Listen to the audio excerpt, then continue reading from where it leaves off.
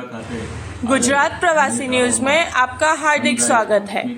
आज शाळा जे છે જે પ્રાઇવેટ સ્કૂલ છે એના બાળકો પિકનિક મનાવવા ગયા હતા અને આ તળાવમાં બોટિંગ કરવા ગયેલા અને અકસ્માતે 12 કરતા નાના બાળકો વધારે વિદ્યાર્થીઓ એ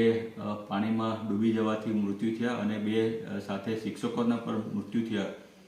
તેમાં માનનીય ભૂપેન્દ્રભાઈને એક લેખિત માંગ કરી છે પત્ર લખીને કે આની જે એજન્સી છે જે બોટિંગની એના સંચાલકો ઉપર માનવવધનો ગુનો દાખલ કરી અને એની એક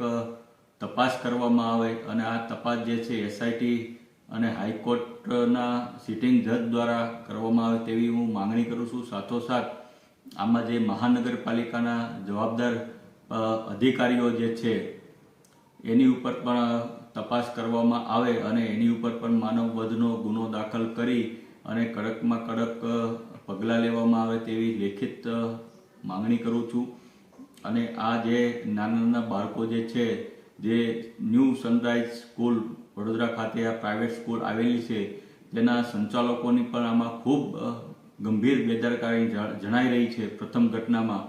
આ સંચાલકો ઉપર પણ બેદરકારીનો ગુનો દાખલ કરી અને એની ઉપર પણ ગુનો દાખલ કરી એની સ્કૂલની માન્યતા પણ રદ કરવામાં આવે તેવી આમ આદમી પાર્ટી વતી અમે એક માંગણી કરી રહ્યા છીએ। અને સાથોસાથ આ ઘટનામાં જે બાળકો મૃત્યુ પામ્યા છે તેને 25 લાખ રૂપિયાની સહાય રાજ્ય સરકાર દ્વારા અને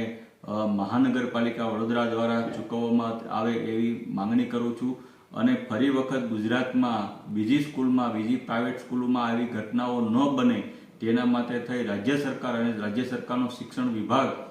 ચોક્કસ કડક પગલાં ભરે અને જેથી કરીને ફરી વખત આવી અકસ્માત બીજી ઘટનાઓ ન બને તેના માટે થઈ એક પરિપત્ર બહાર પાડવામાં આવે તેવી પણ એક રાજ્ય સરકારને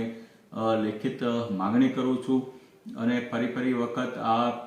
ગુજરાતમાં આવી અનેક ઘટનાઓ વારંવાર બનતી જાય છે તો કડકમાં કડક ઉદાહરણરૂપ એક આનું આવા લોકોને સજા કરવામાં આવે અને આની સંપૂર્ણ જે તપાસ છે એ હાઈકોર્ટના સિટિંગ જજને સોંપવામાં આવે તેવી એક માંગણી કરું છું।